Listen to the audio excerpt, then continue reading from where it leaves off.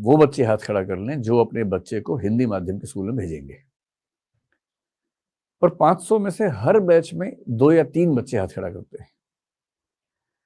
फिर मैं उनसे कहता हूं कि मेरा ख्याल है कि शायद आप भी नहीं भेज पाएंगे, क्योंकि अभी आपको ऐसा लग रहा है। जब आप उस स्थिति में होंगे, आप नौकरी में हैं, वेल सेटल्ड हैं, आपके बच्चे के करियर का सवाल है, जैसे ही आप हिंदी माध्यम के स्कूल की बात करेंगे, आपके ही परिवार के लोग, आपके ससुराल के लोग दबाव बना के आपका बाइकआउट कर देंगे और कहेंगे कि बच्चे को अंग्रेजी माध्यम भेजना जरूरी है। इसका मतलब ये हुआ कि हिंदी, और ये स्थिति केवल हिंदी की नहीं है, तमिल, तेलुगु, कन्नड़, मलयालम सबकी है, गुजराती की भी है, मराठी की भी है।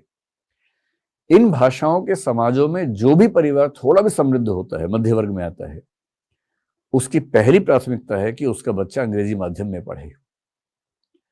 और उसकी बात सही भी है, क्योंकि उसको पता है कि जो नौकरियां अंग्रेजी में हैं, ग्लोबलाइजेशन के दौर में जो ग्लोबल अपॉर्चुनिटीज है वो अंग्रेजी में है। वो बच्चा भारत में ही हमेशा काम क्यों करे, इंग्लैंड में क्यों ना करे, ऑस्ट्रेलिया, न्यूजीलैंड, अमेरिका में काम क्यों ना करे। कोई भी चाहता है आगे बढ़ना। हिंदी माध्यम के जो स्कूल हैं आमतौर पर सरकारी स्कूल हैं। सरकारी स्कूलों की शिक्षा व्यवस्था कैसी है हम सबको पता है। और इसलिए जब आप सब अपने बच्चों को अंग्रेजी माध्यम के ही स्कूल में भेजेंगे और आज से 30 साल बाद फिर मुझसे पूछेंगे कि हिंदी का रिजल्ट अच्छा क्यों नहीं आ रहा है, तो मैं कहूंगा इसकी वजह केवल मैं नहीं हूं। इसकी वजह यूपीएससी की तैयारी करने की प्रक्रिया नहीं है। जो 15 साल स्कूल में बच्चे ने लगाए, 3 साल कॉलेज में लगाए, हिंदी और भारतीय भाषाओं की संस्थाओं में और अंग्रेजी की संस्थाओं में लगभग जमीन आसमान का अंतर है। कुछ गांव के इंग्लिश मीडियम स्कूल को मैं दिमाग से निकाल के बात कर रहा हूं उस समय।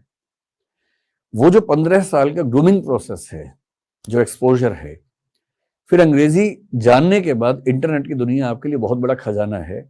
हिंदी जानते हुए आप इंटरनेट पे बहुत कमाल नहीं कर पाते हैं, उतना कंटेंट आपको नहीं मिलता है। जितने अच्छे अखबार हैं जो यूपीएससी में काम आते हैं वो सारे अंग्रेजी में हैं।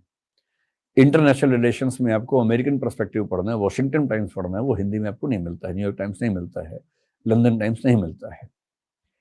ज्ञान की दुनिया में अंग्रेजी का वर्चस्व, और अंग्रेजी के बाद आप कह सकते हैं फ्रेंच का, जर्मन का, जापानीज का वर्चस्व इतना ज्यादा है कि हकीकत यह है कि हिंदी उस दुनिया में नहीं टिकती है।